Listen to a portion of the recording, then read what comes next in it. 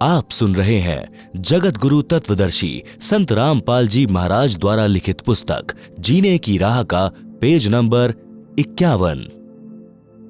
गरीबदास जी कहते हैं, गरीब नर से फिर पशुआ कीजे, गधा बैल बनाए, 56 भोग कहाँ मन बोरे, कुर्डी चरने जाए।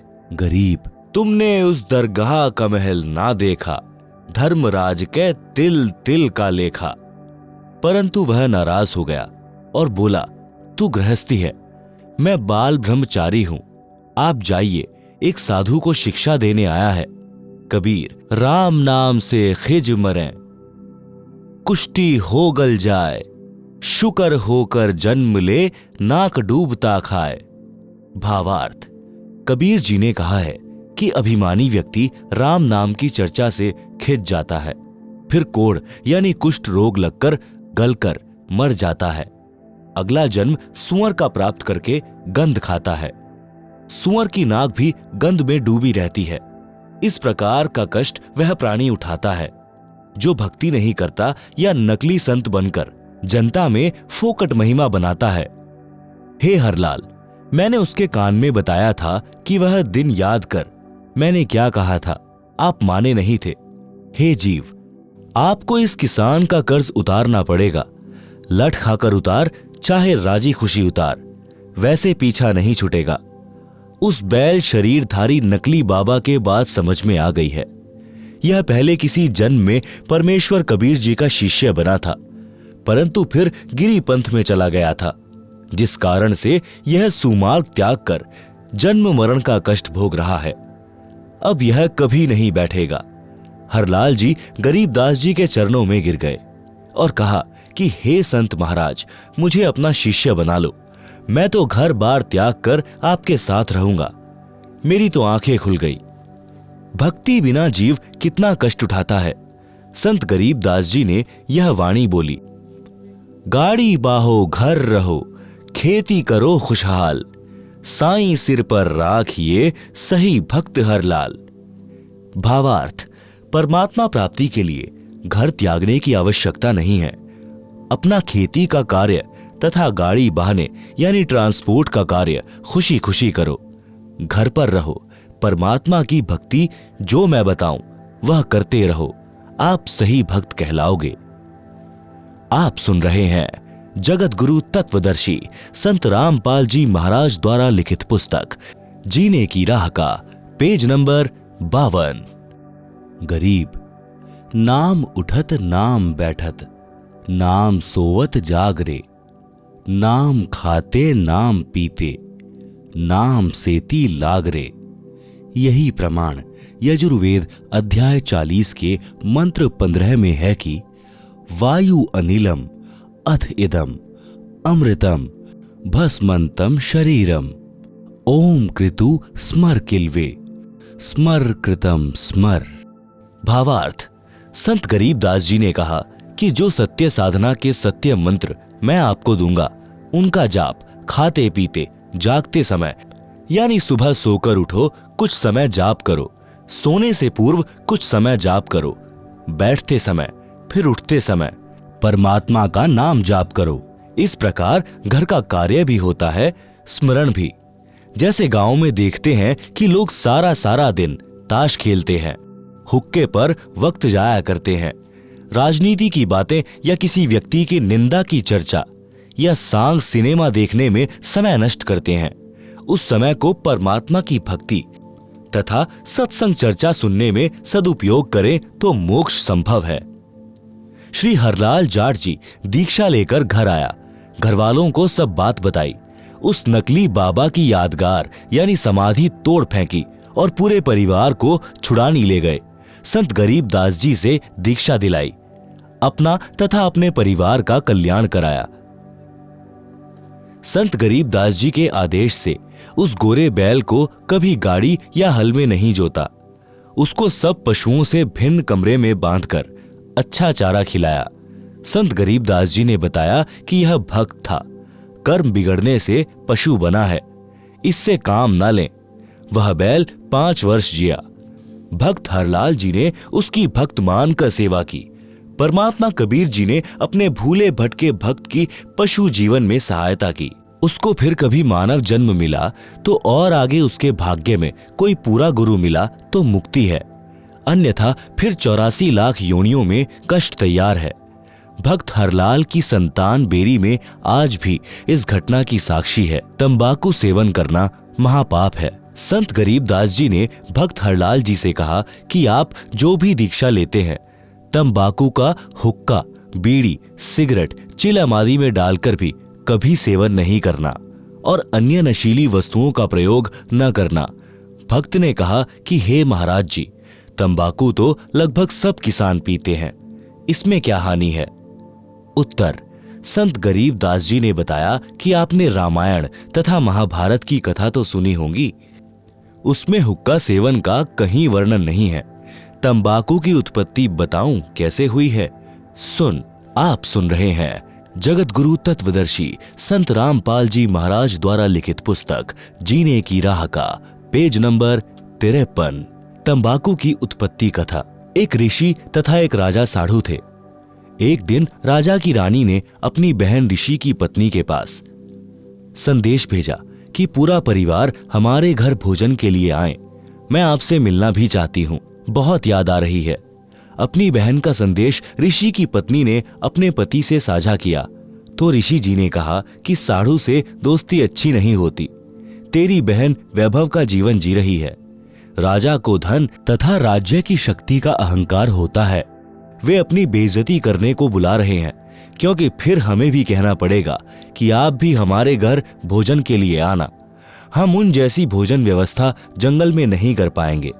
यह सब साधु जी का षड्यंत्र है। आपके सामने अपने को महान तथा मुझे गरीब सिद्ध करना चाहता है। आप यह विचार त्याग दें, हमारे न जाने में हित है। परंतु ऋषि की पत्नी नहीं मानी। ऋषि तथा पत्नी व परिवार राजा का मेहमान बनकर चला गया। रानी ने बहुमूल्य आभूषण पहने थे, बहुमूल्य वस्त्र पहने हुए थे। ऋषि की पत्नी के गले में राम नाम जपने वाली माला तथा सामान्य वस्त्र साध्वी वाले, जिसे देखकर दरबार के कर्मचारी अधिकारी मुस्कुरा रहे थे कि यह है राजा का साधु, कहां राजा भोज, कहां गंगू तेली। यह चर्चा ऋषि परिवार सुन रहा था। भोजन करने के पश्चात ऋषि की पत्नी ने कहा कि आप हमारे यहां भी इस दिन भोजन करने आइएगा। निश्चित दिन को राजा हजारों सैनिक लेकर सपरिवार साधु ऋषि जी की कुटी पर पहुंच गया। ऋषि जी ने स्वर्गलोक के राजा इंद्र से निवेदन करके एक कामधेनु यानी सर्व कामना यानी इच्छा पूर्ति करने वाली गाय, जिसकी उपस्थिति में खाने को किसी पदार्थ की कामना करने से मिल जाता है, यह पौराणिक मान्यता है, मांगी। उसके बदले में ऋषि जी ने अपने पुण्य कर्म संकल्प किए थे। इंद्रदेव ने एक कामधेनु तथा एक लंबा चौड़ा तंबू यानी टेंट भेजा और कुछ सेवादार भी भेजे। टेंट के अंदर गाय को छोड़ दिया। ऋषि परिवार ने गौ माता की आरती उतारी, अपनी मनोकामना बताई। उसी समय 56 प्रकार के भोग चांदी की परातों, टोकनियों, कड़ाहों में स्वर्ग से आए और टेंट में रखे जाने लगे। लड्डू, जलेबी, कचौरी, दही बड़े, हलवा, खीर, दाल, रोटी यानी मांडे तथा पूरी, बूंदी, बर्फी, रसगुल्ले आदि आदि से आधा एकड़ का टेंट भर गया। ऋषि जी ने राजा से कहा कि भोजन जीमो। राजा ने बेइज्जती करने के लिए कहा कि मेरी सेना भी साथ में भोजन खाएगी, घोड़ों को भी चारा खिलाना है। ऋषि जी ने कहा कि प्रभु कृपा से सब व्यवस्था हो जाएगी, पहले आप तथा सेना भोजन करें। राजा उठकर भोजन करने वाले स्थान पर गया। वहां भी सुंदर कपड़े बिछे थे। राजा देखकर आश्चर्यचकित रह गया। फिर चांदी की थालियों में भिन्न भिन्न प्रकार के भोजन ला लाकर सेवादार रखने लगे। अन्नदेव की स्तुति करके ऋषि जी ने भोजन करने की प्रार्थना की। राजा ने देखा कि इसके सामने तो मेरा भोजन भंडारा कुछ भी नहीं था। मैंने तो केवल ऋषि परिवार को ही भोजन कराया था, वह भी 3-4 पदार्थ बनाए थे। राजा शर्म के मारे पानी पानी हो गया। खाना खाते वक्त बहुत परेशान था। ईर्ष्या की आग धधकने लगी। बेइज्जती मान ली। सर्व सैनिक खाएं और सराहें। राजा का रक्त जल रहा था। अपने टेंट में जाकर ऋषि को बुलाया और पूछा कि यह भोजन जंगल में कैसे बनाया। न कोई कड़ाही चल रही है, न कोई चूल्हा जल रहा है। ऋषि जी ने बताया कि मैंने अपने पुण्य तथा भक्ति के बदले स्वर्ग से एक गाय उधारी मांगी है। उस गाय में विशेषता है कि हम जितना भोजन चाहें तुरंत उपलब्ध करा देती है। राजा ने कहा कि मेरे सामने उपलब्ध कराओ तो मुझे विश्वास हो। ऋषि तथा राजा टेंट के द्वार पर खड़े हो गए। अंदर केवल गाय खड़ी थी। द्वार की ओर मुख था। टेंट खाली था क्योंकि सबने भोजन खा लिया था। शेष बचा सामान तथा सेवक ले जा चुके थे। गाय को ऋषि जी की अनुमति का इंतजार था। राजा ने कहा कि ऋषि जी, यह गाय मुझे दे दो। मेरे पास बहुत बड़ी सेना है। उसका भोजन इससे बनवा लूंगा। तेरे किस काम की है? ऋषि ने कहा, राजन, मैंने यह गौ माता उधारी ले रखी है, स्वर्ग से मंगवाई है। मैं इसका मालिक नहीं हूं। मैं आपको नहीं दे सकता। राजा ने दूर खड़े सैनिकों से कहा कि इस गाय को ले चलो। ऋषि ने देखा कि साढ़ू की नीयत में खोट आ गया है। उसी समय ऋषि जी ने गौ माता से कहा कि गौ माता, आप अपने लोक, अपने धनी स्वर्गराज इंद्र के पास शीघ्र लौट जाएं। उसी समय कामधेनु टेंट को फाड़कर सीधी ऊपर को उड़ चली। राजा ने गाय को गिराने के लिए गाय के पैर में तीर मारा। गाय के पैर से खून बहने लगा और पृथ्वी पर गिरने लगा। गाय घायल अवस्था में स्वर्ग में चली गई। जहां जहां गाय का रक्त गिरा था वहीं वहीं तंबाकू उग गया। फिर बीज बनकर अनेकों पौधे बनने लगे। संत गरीबदास जी ने कहा है कि तमा प्लस खू यानी तमाखू।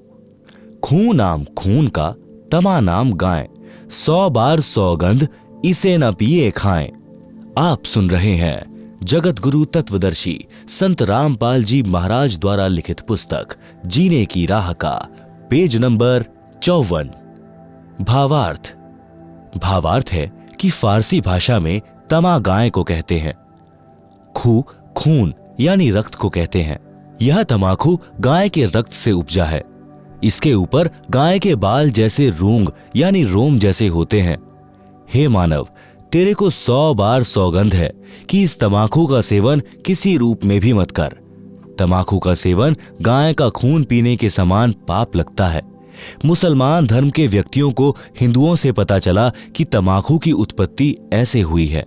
उन्होंने गाय का खून समझकर खाना तथा हुक्के में पीना शुरू कर दिया, क्योंकि गलत ज्ञान के आधार से मुसलमान भाई गाय के मांस को खाना धर्म का प्रसाद मानते हैं। वास्तव में हजरत मोहम्मद, जो मुसलमान धर्म के प्रवर्तक माने जाते हैं, उन्होंने कभी भी जीव का मांस नहीं खाया था। गरीबदास जी कहते हैं, नबी मुहम्मद नमस्कार है, राम रसूल कहाया, 1,80,000 को सौगंध जिन नहीं करद चलाया। अर्श कुर्श पर अल्लाह तख्त है, खालिक बिन नहीं खाली। वह पैगंबर पाक पुरुष थे, साहिब के अब्दाली। आप सुन रहे हैं जगत गुरु तत्वदर्शी संत रामपाल जी महाराज द्वारा लिखित पुस्तक जीने की राह का पेज नंबर 55। भावार्थ। नबी मुहम्मद तो आदरणीय महापुरुष थे, जो परमात्मा के संदेशवाहक थे। ऐसे ऐसे 1,80,000 पैगंबर मुसलमान धर्म में यानी बाबा आदम से लेकर मुहम्मद तक माने गए हैं। वे सब पाक यानी पवित्र व्यक्ति थे, जिन्होंने कभी किसी पशु पक्षी पर करद यानी तलवार नहीं चलाई। वे तो परमात्मा से डरने वाले थे, परमात्मा के कृपा पात्र थे। बाद में कुछ मुल्ला काजियों ने मांस खाने की परंपरा शुरू कर दी, जो आगे चलकर धार्मिकता का अपवाद यानी बिगड़ा रूप बन गई। उसी आधार से सर्व मुसलमान भाई पाप को खा रहे हैं। फिर भ्रमित मुसलमानों ने तंबाकू का सेवन यानी खाना हुक्का बनाकर पीना प्रारंभ कर दिया। भोले हिंदू धर्म के व्यक्तियों ने उनकी चाल नहीं समझी।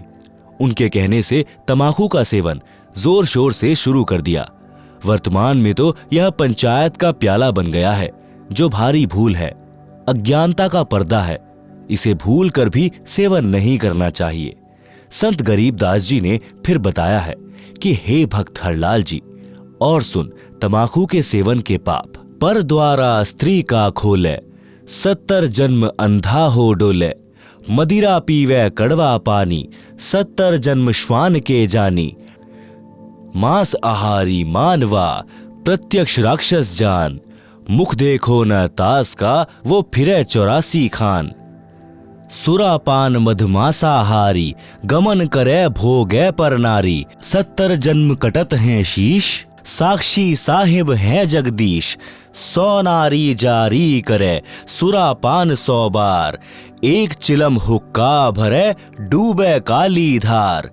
हुक्का हरदम पीवते, लाल मिलावे धूर। इसमें संशय है नहीं, जन्म पीछले सूर। उपरोक्त वाणियों का भावार्थ। वाणी संख्या 1 में कहा है कि जो व्यक्ति अन्य स्त्री से अवैध संबंध बनाता है, उस पाप के कारण वह 70 जन्म अंधे के प्राप्त करता है।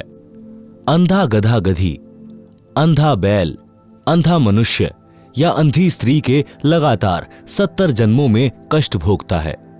वाणी संख्या 2।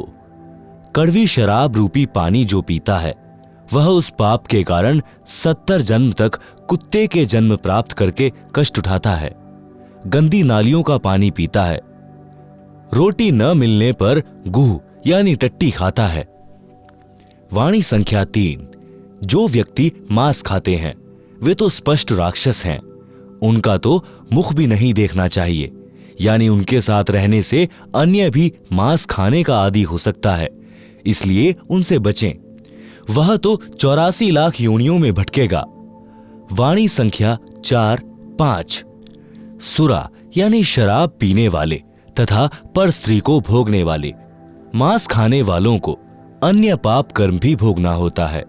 उनके 70 जन्म तक मानव या बकरा बकरी, भैंस या मुर्गे आदि के जीवनों में सिर कटते हैं। इस बात को मैं परमात्मा को साक्षी रखकर कह रहा हूं, सत्य मानना। आप सुन रहे हैं जगत गुरु तत्वदर्शी संत रामपाल जी महाराज द्वारा लिखित पुस्तक जीने की राह का पेज नंबर 56। वाणी संख्या 6।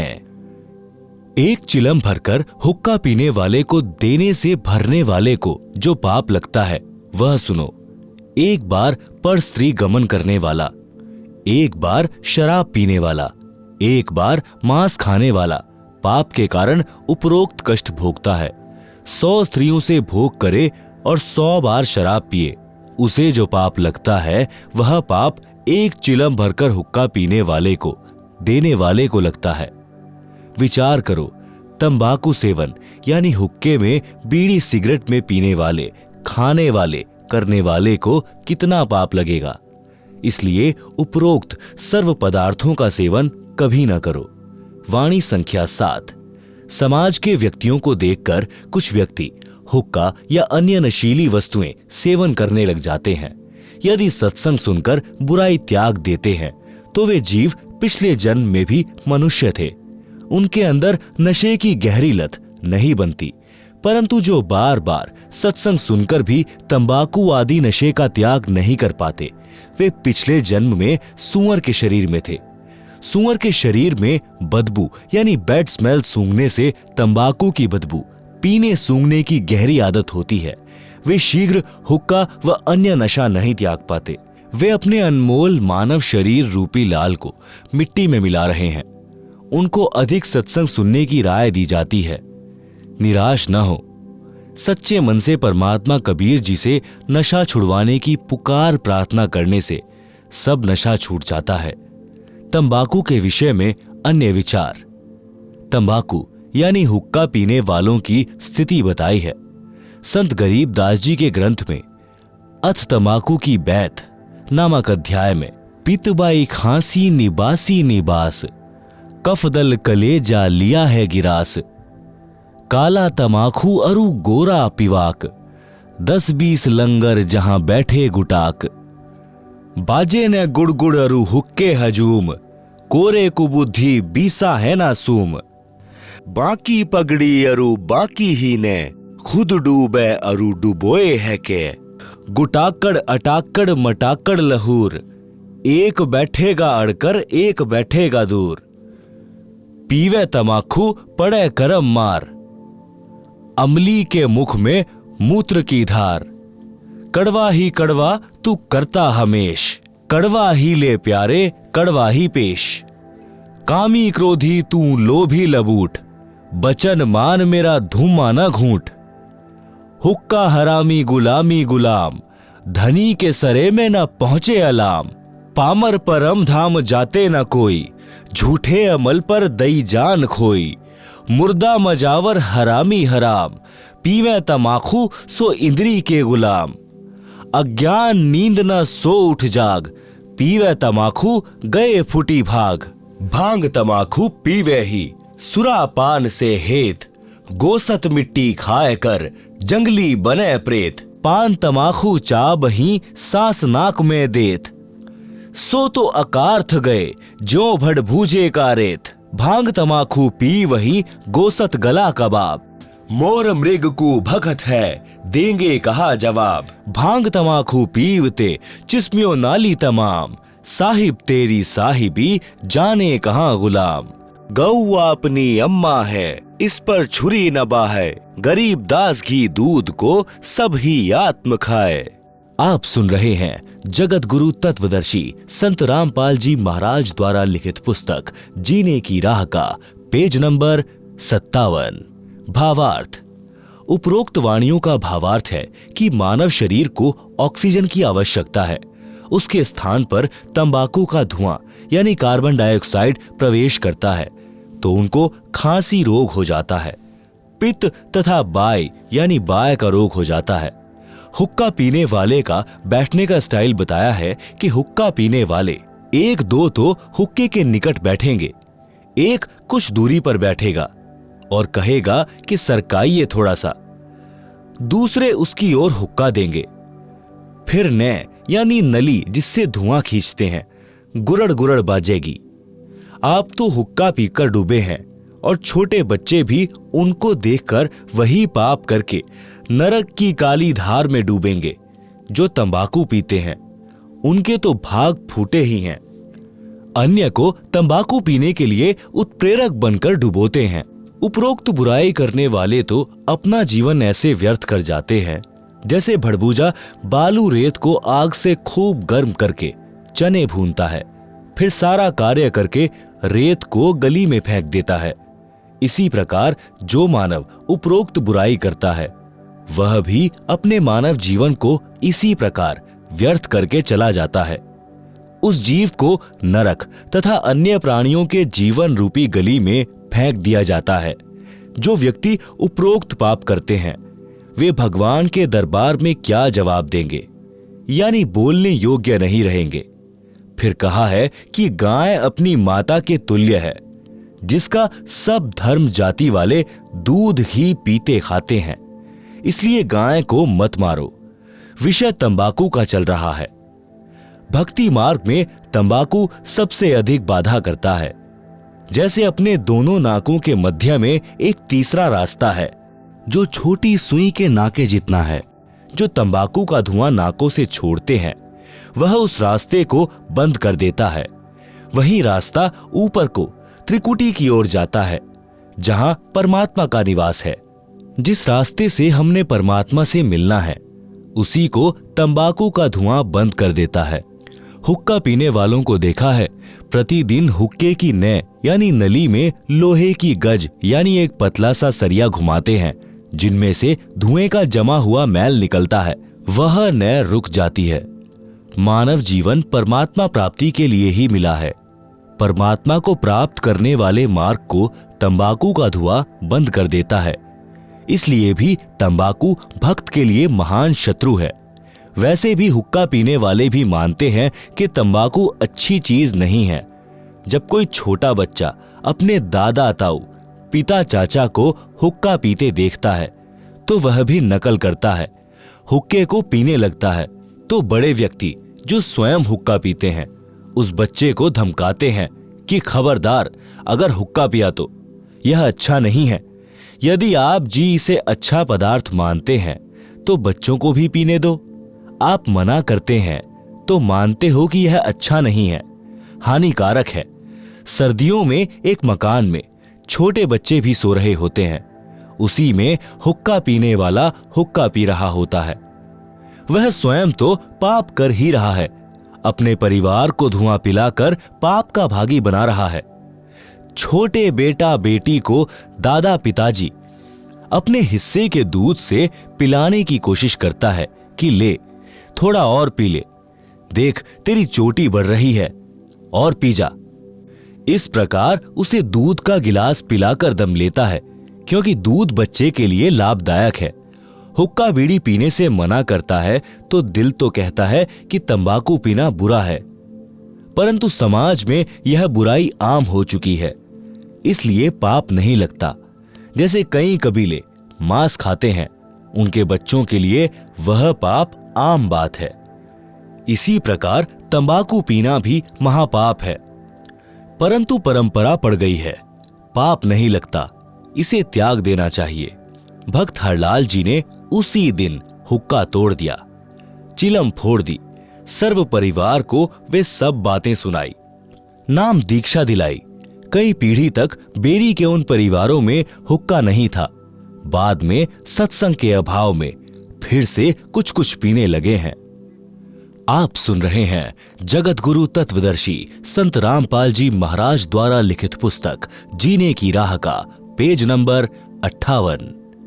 तंबाकू से गधे घोड़े भी घृणा करते हैं। एक दिन संत गरीबदास जी गांव छुड़ानी जिला जज्जर वाले किसी कार्यवश घोड़े पर सवार होकर जींद जिले में किसी गांव में जा रहे थे। मार्ग में गांव मालखेड़ी, जो कि जिला जींद के खेत थे, उन खेतों में से घोड़े पर बैठकर जा रहे थे। गेहूं की फसल खेतों में खड़ी थी। घोड़ा रास्ता छोड़कर गेहूं की फसल के बीचों बीच चलने लगा। खेतों में फसल के रखवाले थे, वे लाठी डंडे लेकर दौड़े और संत गरीबदास जी को मारने लगे कि तेरा दिमाग खराब हो गया है क्या, हमारी फसल का नाश कर दिया, घोड़े को सीधा नहीं चला सकता। ज्यों ही उन्होंने संत गरीबदास जी को लाठी मारने की कोशिश की तो उनके हाथ ऊपर को ही जाम हो गए। सब अपनी अपनी जगह पत्थर की मूर्ति के समान खड़े हो गए।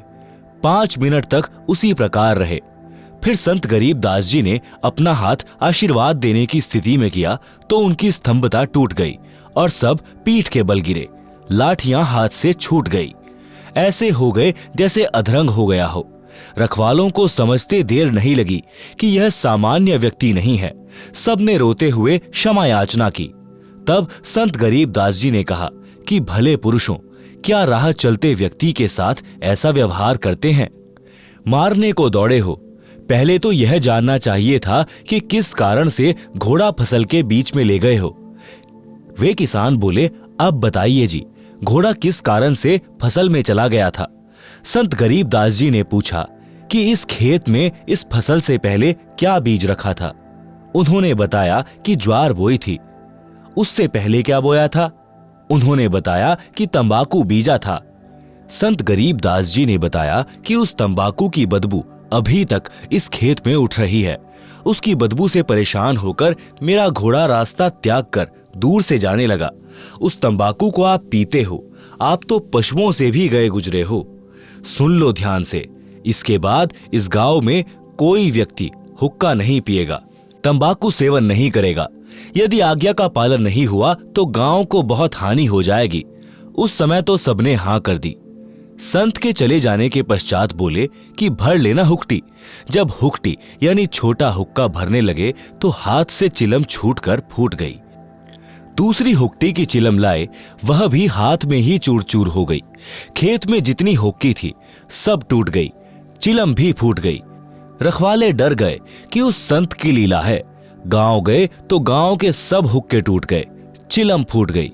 पूरे गांव में हड़कंप मच गया, भय का वातावरण हो गया। रखवाले गांव में आए तो कारण का पता चला। उस दिन के पश्चात गांव में वर्तमान तक हुक्का यानी तंबाकू सेवन कोई नहीं पीता। गांव का नाम है मालखेड़ी। आप सुन रहे हैं जगत गुरु तत्वदर्शी संत रामपाल जी महाराज द्वारा लिखित पुस्तक जीने की राह का पेज नंबर 59। हुक्का पीने वाले कहते हैं कि ले मेरे पास कड़वा तंबाकू है, यह भर ले चिलम में। दूसरा कहता है कि यह मेरे वाला अधिक कड़वा है। संत गरीबदास जी ने बताया है कि मृत्यु के उपरांत यम के दूत उस कड़वा तंबाकू पीने वाले के मुख में मूत देते हैं। कहते हैं कि तू अधिक कड़वा कड़वा तंबाकू पीना चाहता था, ले प्यारे कड़वा मूत पी ले। मूत्र की धार उसका मुख खोलकर मुख में लगाते हैं। संत गरीबदास जी ने यह तो एक लीला करके बुराई छुड़ाई थी। ज्ञान से जो प्रभाव पड़ता है वह सदा के लिए बुराई छुड़ा देता है। ज्ञान सत्संग से होता है। सत्संग सुनने की रुचि पैदा करो, सत्संग सुनो। निवेदन, उपरोक्त बुराई सर्वथा त्याग दें, इससे जीवन का मार्ग सुहेला हो जाएगा। नशा करता है नाश। नशा चाहे शराब, सुल्फा, अफीम, हीरोइन आदि आदि किसी का भी करते हो, यह आपका सर्वनाश का कारण बनेगा। नशा सर्वप्रथम तो इंसान को शैतान बनाता है, फिर शरीर का नाश करता है।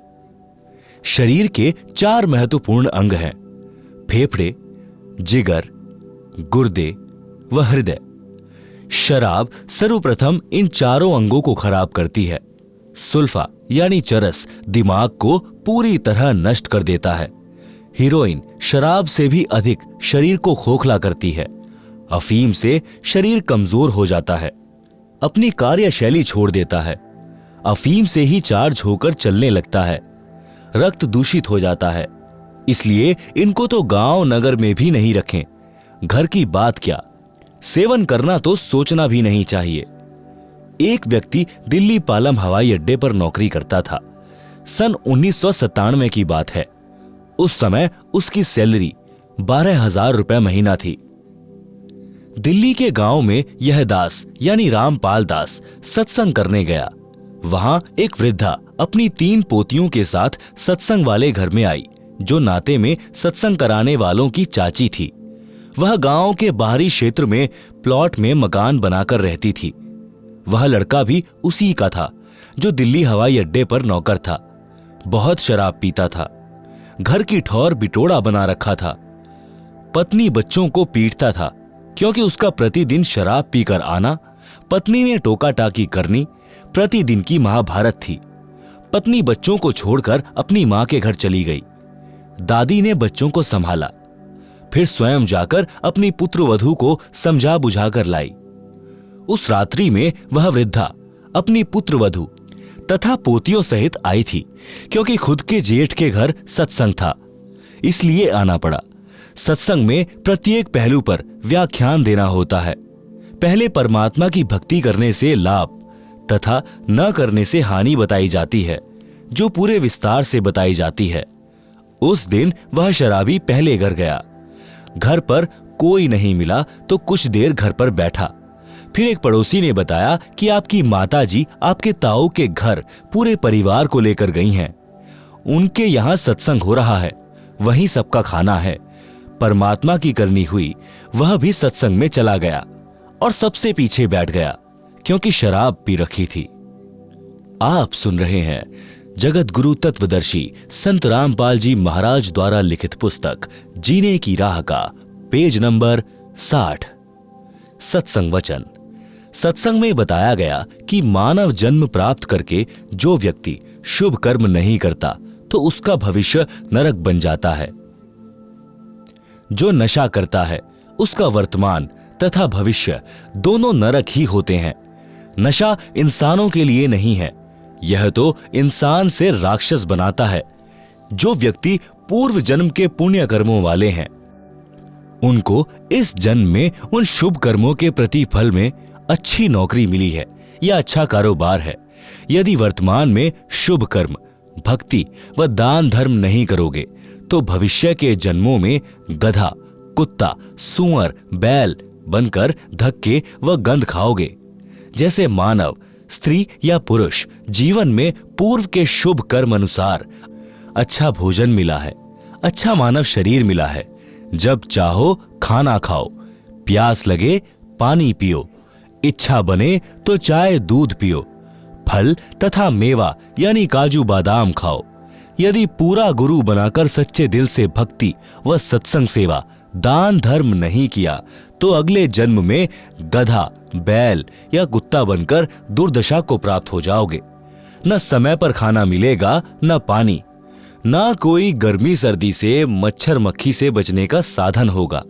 मानव जीवन में तो मच्छरदानी ऑल आउट से बचाव कर लेते हैं, गर्मी से बचने के उपाय खोज लिए हैं, परंतु जब पशु बनोगे तब क्या मिलेगा। संत गरीब दास जी ने परमेश्वर कबीर जी से प्राप्त ज्ञान को इस प्रकार बताया है। नर से तू पशुआ कीजे, गधा बैल बनाई, 56 भोग कहाँ मन बोरे, कुरड़ी चरने जाई। भावार्थ, मानव शरीर छूट जाने के पश्चात भक्तिहीन तथा शुभ कर्महीन होकर जीव गधे, बैल आदि आदि की योनियों यानी शरीरों को प्राप्त करेगा। फिर मानव शरीर वाला आहार नहीं मिलेगा। गधा बनकर कुरड़ी यानी कूड़े के ढेर पर गंध खाएगा।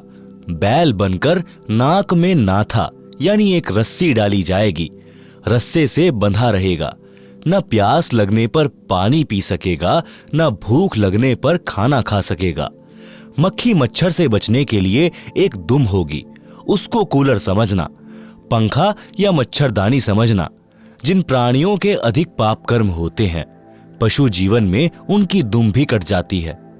1-1.5 फुट का डंडा शेष बचता है, उसे घुमाता रहता है। आप सुन रहे हैं जगत गुरु तत्वदर्शी संत रामपाल जी महाराज द्वारा लिखित पुस्तक जीने की राह का पेज नंबर 61। एक बैल के पिछले पैर के खुर के बीच में लगभग 1.5 इंच बड़ी कील लग गई। चलने से और अधिक अंदर चली गई। बैल पैर से लंग करने लगा। हाली को लगा कि झटका लग गया है, नस पर नस चढ़ गई होगी, चलने से ठीक हो जाएगा। कई बार ऐसा होता है कि नस पर नस चढ़ जाती तो बैल चलते चलते ठीक हो जाता था, परंतु अब की बार ऐसा नहीं हुआ। सारा दिन बैल हल में चला, घर तक आया तो पैर को कठिनाई से पृथ्वी पर रख पा रहा था, धीरे धीरे चल पा रहा था।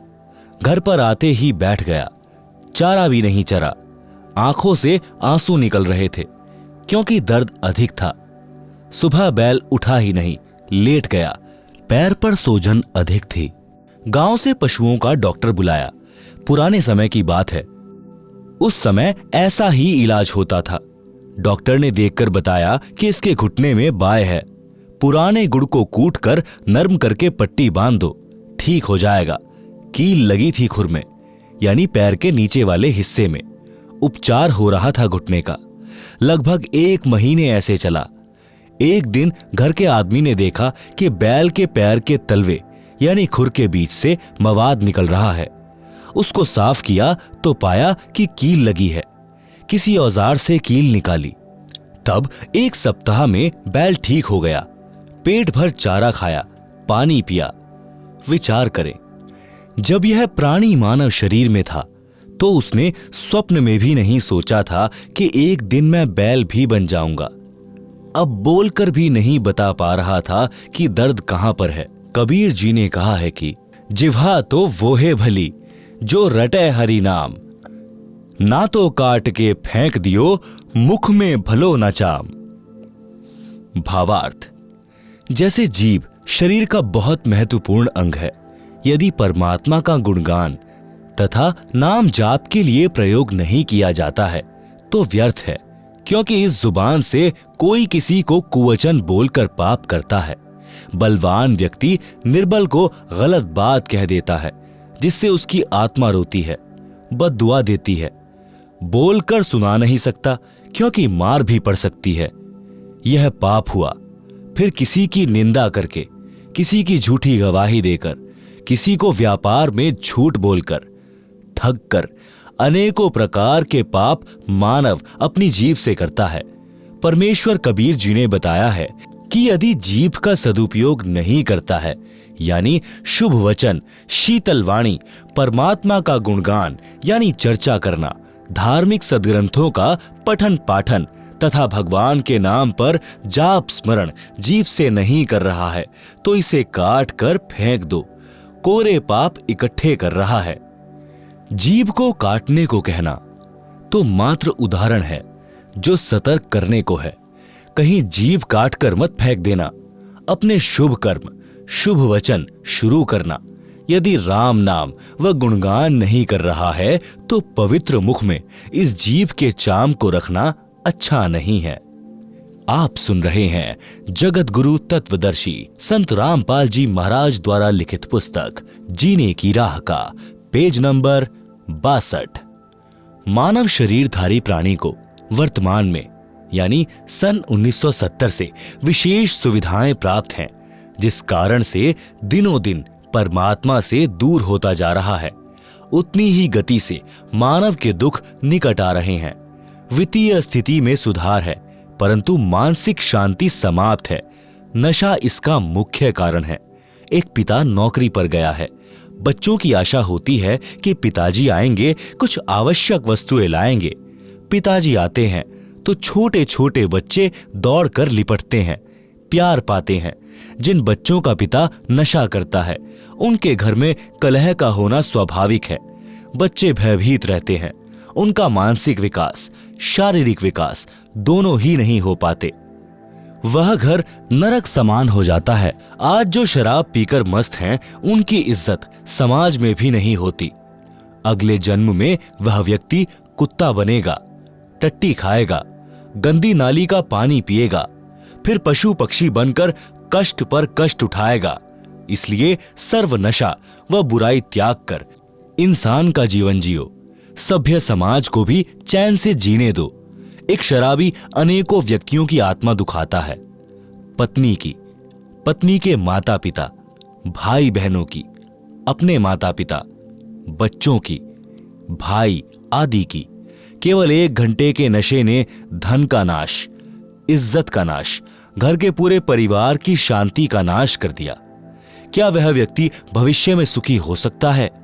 कभी नहीं। नरक जैसा जीवन जिएगा। इसलिए विचार करना चाहिए। बुराई तुरंत त्याग देनी चाहिए।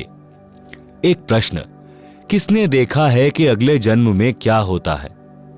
उत्तर, उदाहरण के लिए एक समय एक अंधा व्यक्ति जंगल की ओर जा रहा था।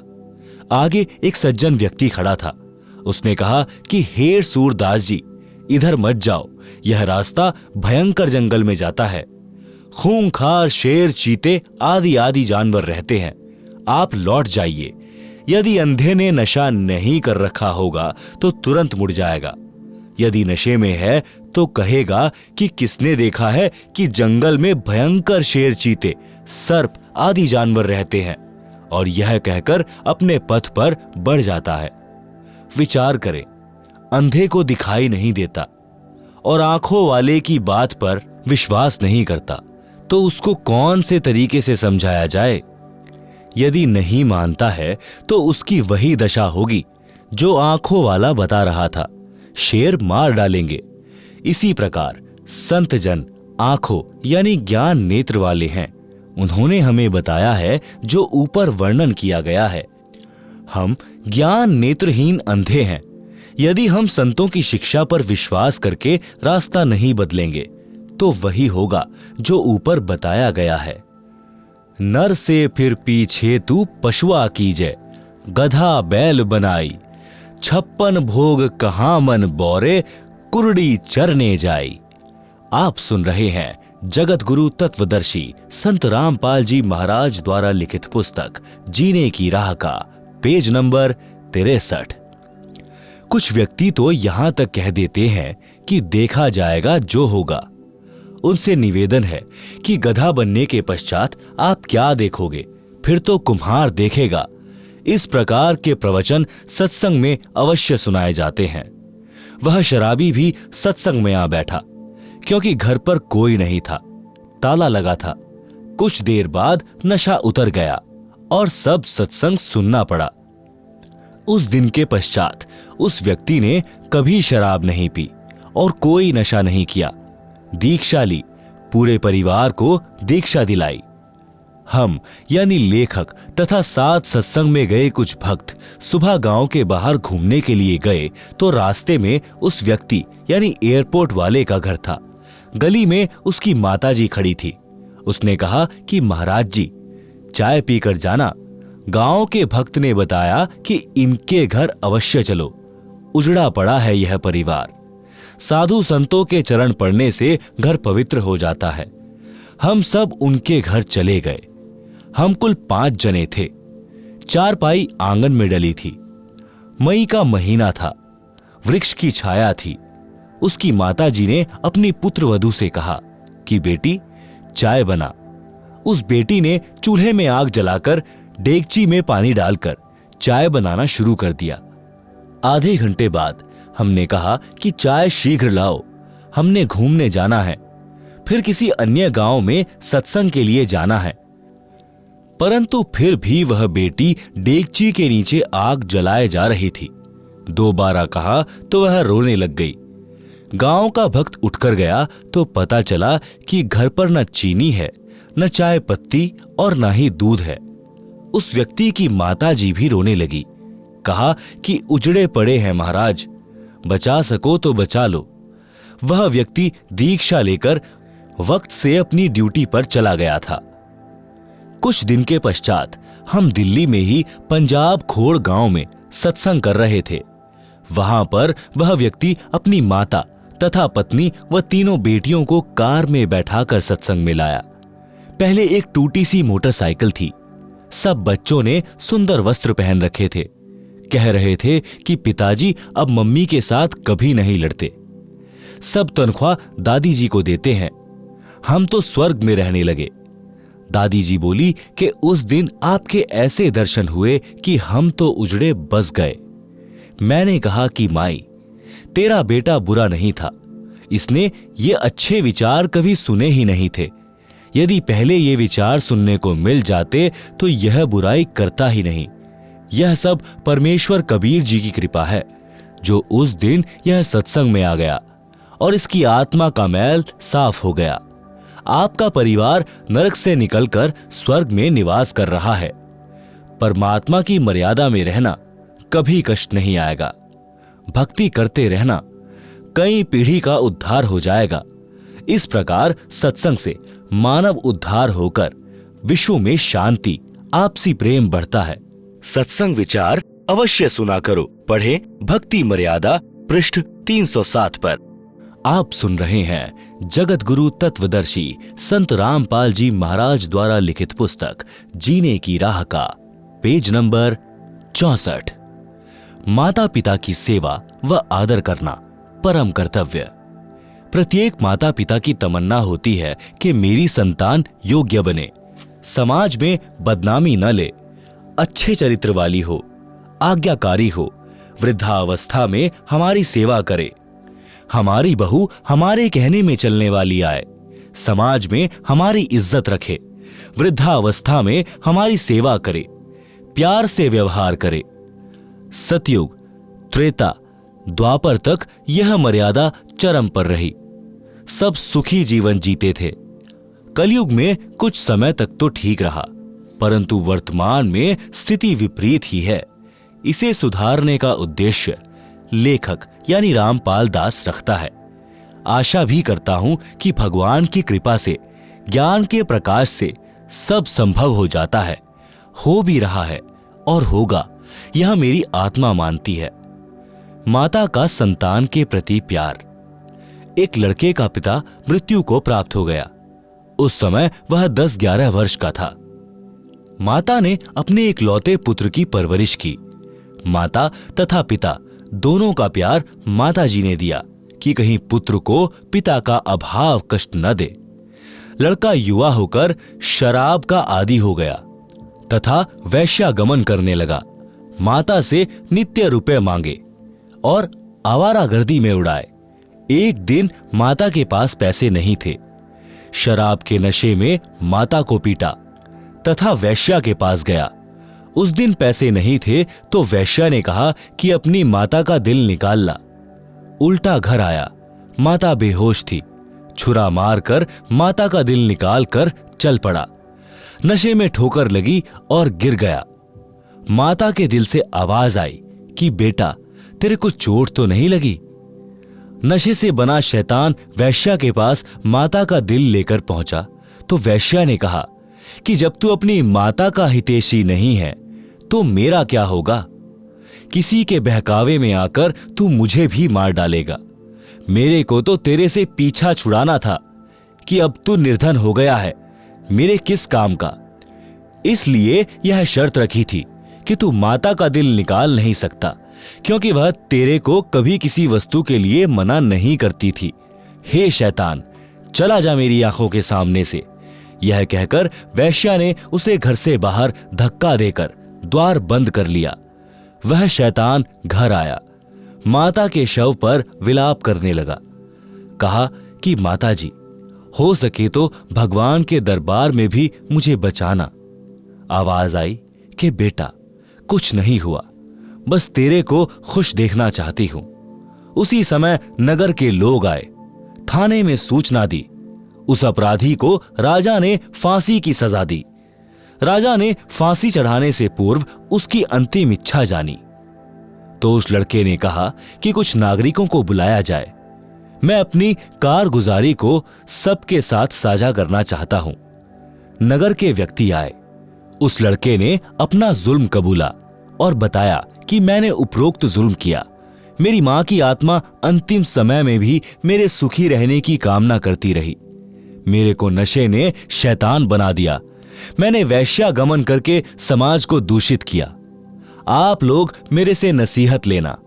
जो घोर पाप मैंने अपनी माता जी को परेशान करके किया, कोई मत करना। माता जैसी हमदर्द संसार में पत्नी भी नहीं हो सकती, भले ही वह कितनी ही नेक हो। माता अपने बेटा बेटी को इतना प्यार करती है कि सर्दियों में बच्चा पेशाब कर देता है तो माता स्वयं उसके पेशाब से भीगे ठंडे वस्त्र पर लेटती है। बच्चे के नीचे सूखा बिछौना कर देती है। यदि बच्चा भूख से रो रहा होता है तो खाना बीच में छोड़कर उसे पहले अपना दूध पिलाकर शांत करती है। आप सुन रहे हैं जगत गुरु तत्वदर्शी संत रामपाल जी महाराज द्वारा लिखित पुस्तक जीने की राह का पेज नंबर 65। पिता बच्चों की हर संभव गलती क्षमा कर देता है। परमात्मा कबीर जी ने कहा है कि पिता अपने पुत्र पुत्री के सर्व अपराध क्षमा कर देता है। अवगुण मेरे बाप जी, बख्शो गरीब नवाज। जो मैं पूत कपूत हूं तो भी पिता को लाज। शब्दार्थ: परमात्मा सर्व प्राणियों का पिता है। पिता में विशेषता होती है कि उसका बेटा बेटी अज्ञानता में गलती कर देते हैं और वे पिता से क्षमा याचना कर लेते हैं कि भविष्य में कभी गलती नहीं करेंगे, तो पिता उनको तुरंत क्षमा कर देता है। इसलिए भक्त परमात्मा से विनय करता है कि हे दीन दयाल, आप तो सबके पिता हो, मेरे अवगुण यानी अपराध पिता होने के नाते क्षमा करना। मैं कपूत यानी निकम्मा पुत्र भी हूं, तो भी आप पिता का कर्तव्य पालन करके क्षमा करना। राम भक्त की पत्नी का देहांत हो गया। उस समय उसका पुत्र 3 वर्ष का था। उस व्यक्ति की रिश्तेदारी में एक घटना ऐसी घटी थी जिसने उसको झंझोर कर रख दिया। कथा इस प्रकार है। उसके मामा जी अपनी बहन यानी राम भक्त की माता जी से लगभग 10 वर्ष बड़े थे। मामा जी के 2 पुत्र थे। राम भक्त की मामी जी का देहांत हो गया। मामी जी ने दूसरा विवाह कर लिया। दूसरी पत्नी को पुत्र हुआ। दूसरी पत्नी पहले वाली के पुत्रों से ईर्ष्या करने लगी। यह विचार किया कि 15 एकड़ जमीन है, 3 जगह बटेगी। उसने उन बच्चों को कांच पीसकर दूध तथा खाने में खिला पिला दिया, जिससे दोनों को धीरे धीरे रोगी होकर मृत्यु हो गई है। डॉक्टर ने बताया कि बच्चे कांच खा गए हैं, जिस कारण से इनकी मृत्यु हुई है। एक दिन उसकी पत्नी ने पड़ोसन से बताया कि मैंने ऐसे ऐसे किया, मेरे बेटे को 15 एकड़ जमीन मिल गई। उस स्त्री ने मेरे मामा जी को बताया। मामा जी छोटी मामी को बहुत प्यार करते थे और उस पर विश्वास करते थे। उन्हें विश्वास नहीं हो रहा था। एक दिन छोटी मामी अपने भाई से बता रही थी कि मैंने ऐसे ऐसे किया, तेरे भांजे को 15 एकड़ जमीन मिल गई। आप सुन रहे हैं जगत गुरु तत्वदर्शी संत रामपाल जी महाराज द्वारा लिखित पुस्तक जीने की राह का पेज नंबर 66। यह बात मेरा मामा भी सुन रहा था, क्योंकि वह खिड़की से बाहर स्वाभाविक खड़ा था। मामी का भाई बोला कि बहन, तूने जुल्म कर दिया, इस पाप को कहां रखेगी? आज के बाद मैं तेरी शक्ल देखने भी नहीं आऊंगा। मामा जी का दिमाग फटने को हो गया। घर त्याग कर अपनी बहन के घर पर आ गया, यानी हमारे यानी राम भक्त के घर पर जीवन व्यतीत किया। कुछ वर्ष के पश्चात छोटी मामी से जन्मा वह पुत्र भी मर गया। वह छोटी मामी किसी के साथ भाग गई। पता चला कि उस व्यक्ति ने उसके गहने छीनकर मारकर कुएं में डाल दिया। पुलिस को पता चला तो उस व्यक्ति को फांसी लगाई गई। इस सर्वनाश महाभारत को याद करके राम भक्त ने दूसरा विवाह नहीं किया। लड़के को अपने साथ रखता, हल जोतता था तो पुत्र को कंधे पर बैठा कर रखता था। थक जाता तो वृक्ष के नीचे लेटा देता। स्वयं खाना बनाता, स्वयं स्नान कराता, कपड़े साफ करता। जैसे तैसे लड़का जवान हुआ, विवाह कर दिया, फिर भी सब कार्य करता था। लड़का भी काम में हाथ बटाता था, परंतु कठिन कार्य स्वयं ही करता था। वृद्धावस्था ने जोर दिया, कार्य कुछ नहीं कर पा रहा था।